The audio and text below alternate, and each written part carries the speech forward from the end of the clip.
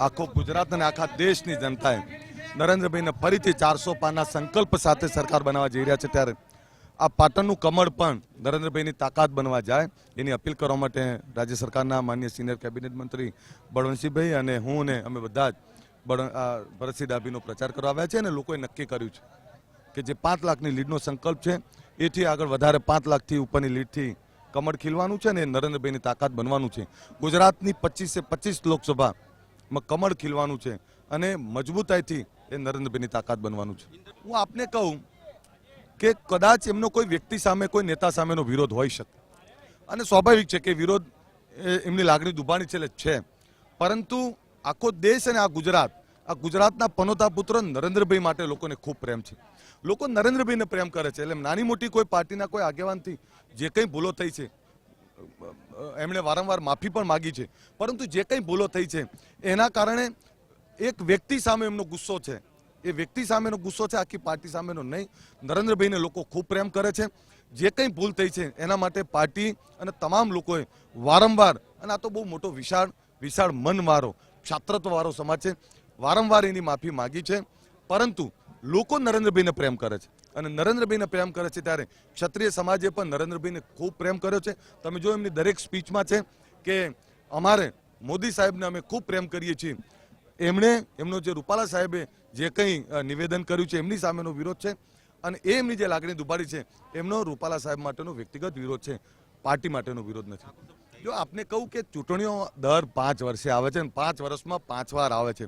ચૂંટણીઓથી સમાજો જુદા ના પડે, ચૂંટણી આવતી રહે, દરેક પોતપોતાની વિચારધારાથી આઈડિયોલોજીથી કામ કરતા હોય, સમાજ એક છે, એક થઈ અને તમામ ક્ષેત્રે શૈક્ષણિક રીતે આર્થિક મોરચે અને તમામ ક્ષેત્રે આગળ વધવાનો પ્રયત્ન કરતો હોય છે।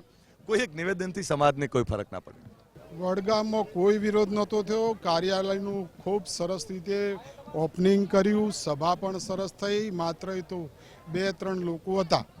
આખો ગુજરાત અને આખા દેશની જનતાએ નરેન્દ્રભાઈને ફરીથી 400 પારના સંકલ્પ સાથે સરકાર બનાવવા જઈ રહ્યા છે ત્યારે આ પાટણનું કમળ પણ નરેન્દ્રભાઈની તાકાત બનવા જાય એની અપીલ કરવા માટે રાજ્ય સરકારના માનનીય સિનિયર કેબિનેટ મંત્રી બળવંતસિંહભાઈ અને હું ને અમે બધા જ ભરતસિંહ ડાભીનો પ્રચાર કરવા આવ્યા છે અને લોકોએ નક્કી કર્યું છે કે જે 5 લાખની લીડનો સંકલ્પ છે એથી આગળ વધારે 5 લાખથી ઉપરની લીડથી કમળ ખીલવાનું છે અને નરેન્દ્રભાઈની તાકાત બનવાનું છે।